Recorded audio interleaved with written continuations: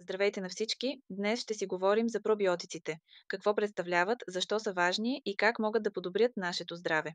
Често чуваме за тях, но нека разберем по-добре тяхната същност и многобройни ползи за човешкия организъм. Пробиотиците са живи микроорганизми, които при прием в достатъчни количества оказват благоприятен ефект върху здравето.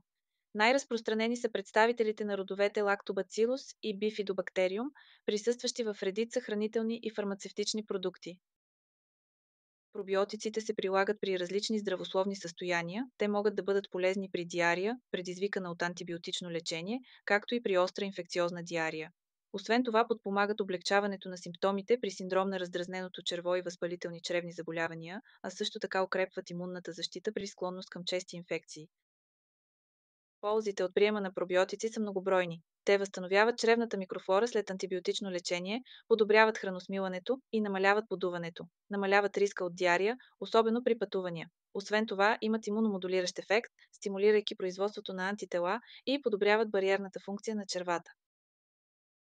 Не забравяйте, че пробиотиците не се откриват само в хранителни добавки. Множество ферментирали храни са естествен източник на полезни бактерии.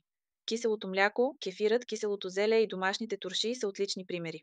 Редовното им присъствие в менюто е лесен и вкусен начин за поддържането на чревния микробиом. Поддържането на здравословен чревен микробиом е от ключово значение за цялостното ни благосъстояние. Пробиотиците играят важна роля в този процес. Винаги е добре да се консултирате с фармацевт или лекар, за да изберете най-подходящия щам и дозировка, съобразени с вашите индивидуални нужди. За още интересна информация, последвайте канала ни.